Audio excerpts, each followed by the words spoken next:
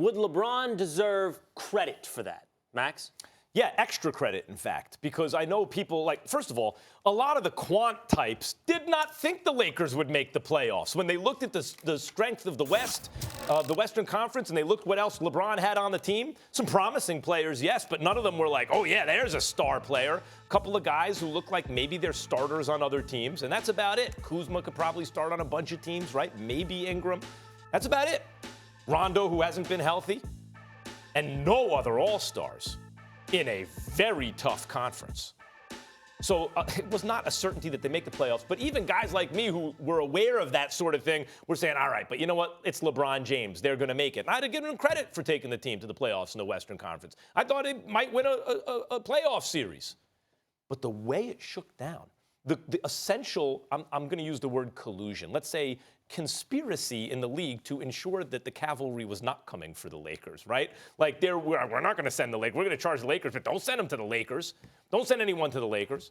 The cavalry never came. They never got their reinforcements. And so now, and then LeBron got hurt. If he somehow, with a 5 or a 6% chance to make the playoffs with this crew in the Western Conference, makes the playoffs, it's incredible. That, of course, he gets extra credit for that.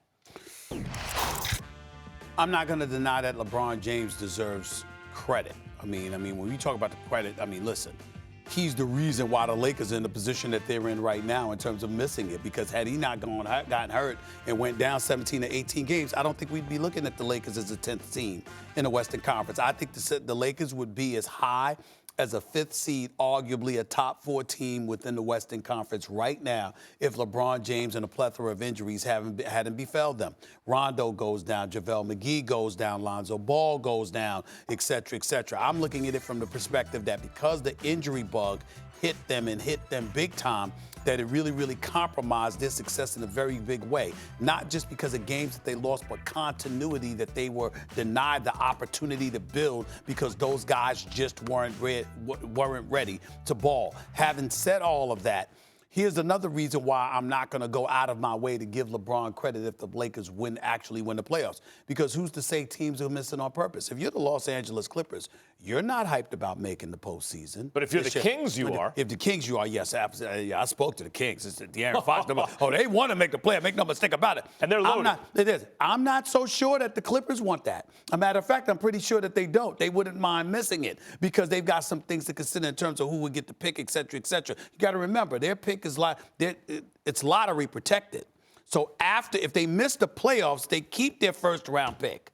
If they make the playoffs, their pick, I believe it goes to Boston. I'm not sure. I got to double check that. But I believe it's Boston that gets their pick. So my point to you is, considering that and the fact that you're probably going home in the first round anyway, if the Clippers start losing games on purpose, okay, well, then how much credit would the Lakers deserve to overcome the Kings? The Kings are 2 games up on the Oh, on the my Lakers. God, but how the mighty have fallen. We start out the season with the bar being, in some cases, mine. Western Conference Finals. And I still believe that if LeBron But hadn't in gotten others, 4th, 5th seed, to now, can you beat out the Kings, the one other team fighting for the 8th seed? To get to the postseason. And you give LeBron extra hold credit on. There are two if he gets the 8th seed. There are 2 different worlds. There's the made-for-TV punditry world, and then there's the hardcore analytics world, by the way, that runs the NBA. If you really, who makes better predictions?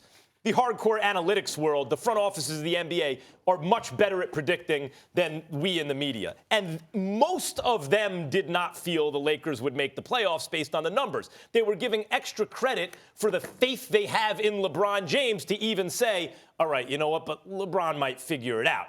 But that would have been an upset of the odds in reality, maybe not on sports TV, but in reality for the Lakers to make it in the West. And by the way, that's without realizing how good the Kings have become. The Kings are good and ascending and young. Of all the things that I've seen, when I made my prediction about the Lakers going to the conference finals, my thing was they're going to finish as a top 4 team.